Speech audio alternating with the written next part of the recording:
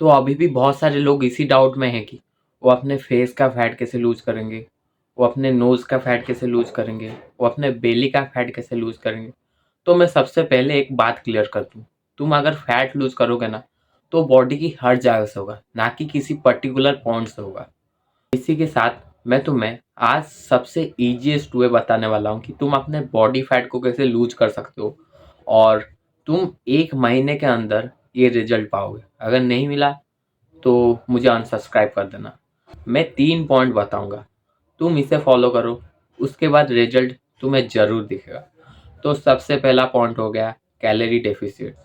अब देखो, तुम अगर तुम्हारा पहले जाओ कैलोरी चेक करो कि तुम्हारा मेंटेनेंस कैलोरी कितना है। तो तुम गूगल में जाकर कैलोरी कैलकुलेटर सर्च करो और उसमें चेक करो कि तुम्हारा मेंटेनेंस कैलोरी कितना है।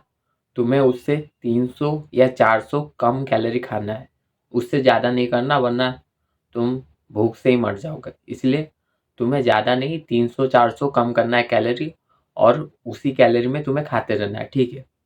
ये पहला पॉइंट हो गया। दूसरा पॉइंट, तुम्हें क्या करना है ना, कार्डियो करना है।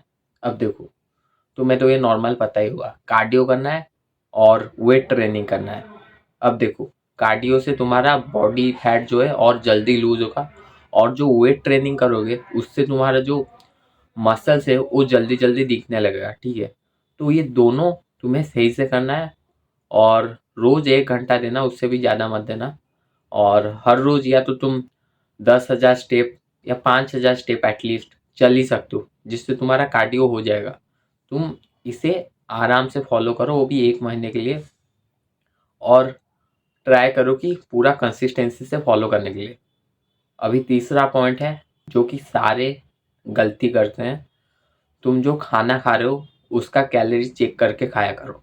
अब देखो, तुम बड़े बड़े चिप्स के पैकेट खा जाते हो, कोल्ड ड्रिंक्स पी जाते हो, और क्या, मतलब बटर, घी, पिज्ज़ा, बर्गर, कुछ भी खा लेते हो, और तुम्हें उसका कैलोरीज पता ही नहीं होता।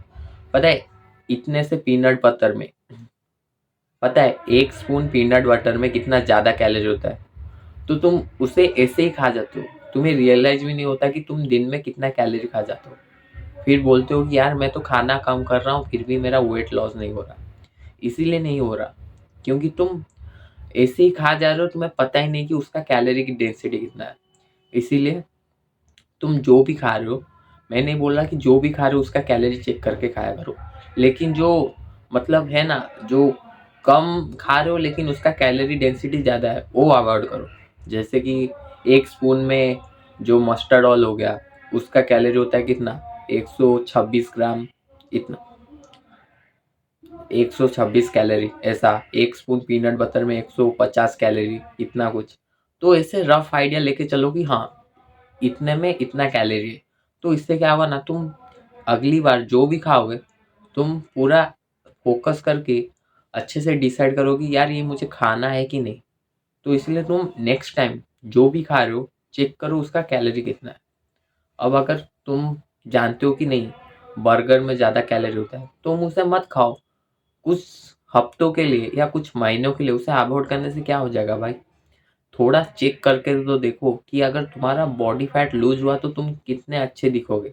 इसलिए पहले कोशिश करो कि वो सब अवॉइड करने के लिए, और ये बात याद रखना कि कम कैलोरी डेंसिटी वाला खाना खाओ, जिससे तुम्हारा वेट बहुत ही जल्दी कम होगा। और ये बोनस पॉइंट है कि कॉफ़ी पियो।